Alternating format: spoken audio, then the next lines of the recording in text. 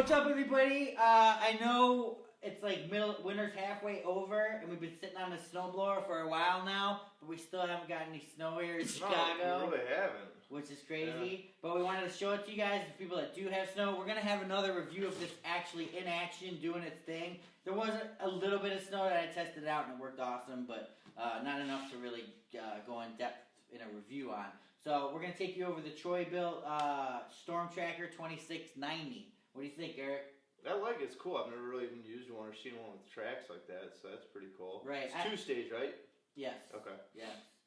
Basically, difference between two-stage and a one-stage. One-stage is just one big, fast, flappy thing that shoots it out. A two-stage slowly augers it in to a fast-spinning fan, which shoots it out. Couple, I mean, this is the Cadillac of snowblowers right here, I gotta tell you. Nice. Track drives, you usually see those on Hondas.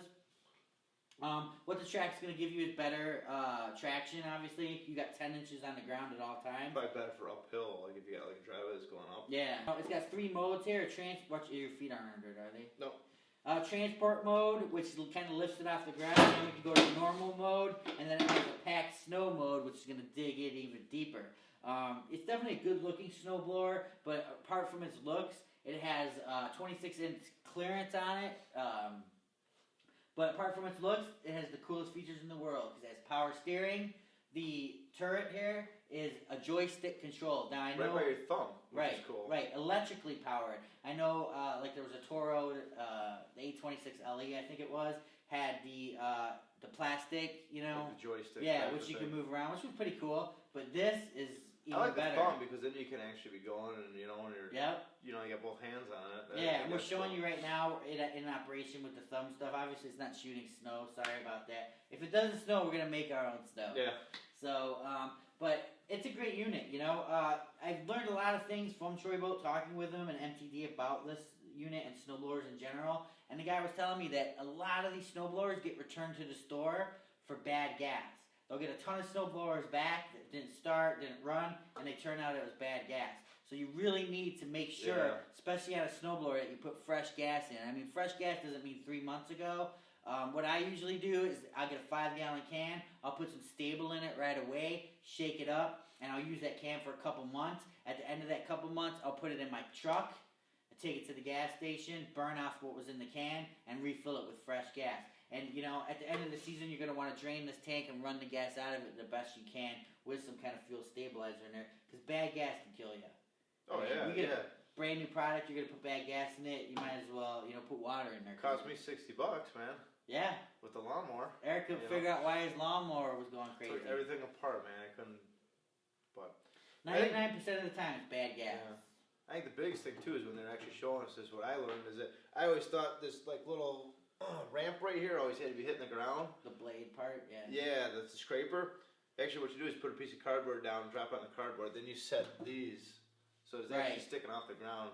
I don't know, I thought it was, I never yeah, which is cool. And I mean, this thing, it's a tank. It's going to go through anything. Electric start, you just plug it in here, push the button, and she's starting. Heated grips, it's going to keep your hands warm as you're pushing it. Has a headlight on the front here, 6 forward speeds and 2 backward speeds. Another interesting note here is most snowblowers were made by a company called Tecumseh.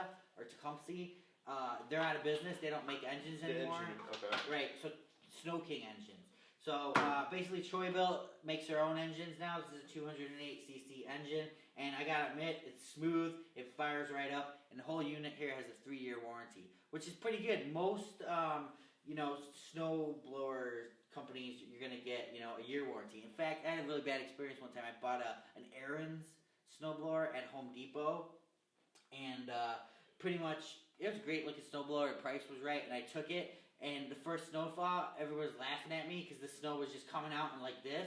I'm like, what the heck? This thing has no power. The belt wasn't tight on it, so I went online and I spent like 4 hours looking online how to fix the snowblower to tighten the belt, and it was just involved. And I'm like, you know what? Why am I doing this? I'm just gonna call Aaron's, and I called Aaron's, and the lady told me that's not under warranty. You have to tighten your own belt. So I just took it back to Home Depot and never buying that brand again. You know, I mean that's the problem. That's what happens. You know, you get one bad experience and it just leaves a sour taste in your mouth. Like I said, Troy-Bilt, MTD. You know, they've been around for a while. This is pretty much all they do is tractors and whatnot. I love it. What do you think, Eric? It's nice, man. I like it. can't wait to get some snow and actually push it through some real deep stuff, man. Because it looks like it's a beast. Yeah, and you know, right here it has you get some accessories for it. It has a snow drift cutter, so you're cutting through a drift. I mean, this thing's for anybody that gets a lot of snow. If you get 1 to 2 inches, you know, twice a year, like here in the Chicago area, it's probably not for you. But if you get, you know, mountains, you know, the Northeast has been getting hit a lot lately, lake effect snow places, stuff like that, this thing's going to be awesome for you. You can get it at Lowe's. It's got the service advantage right on it. You just call them if you have a problem. Plus, you're taken care of for 3 years. So, well, when we used to get snow here, man, it would be nice. I know, wasn't it fun when we were kids? Mm-hmm. When we were kids, we used to get so much snow around here. Now it's like non-existent. So, alright, but this isn't even a review of this. We just wanted to show you guys this option and it out there, and we've been playing with it, and for options and everything. Even price point, it's great for the features you get on it.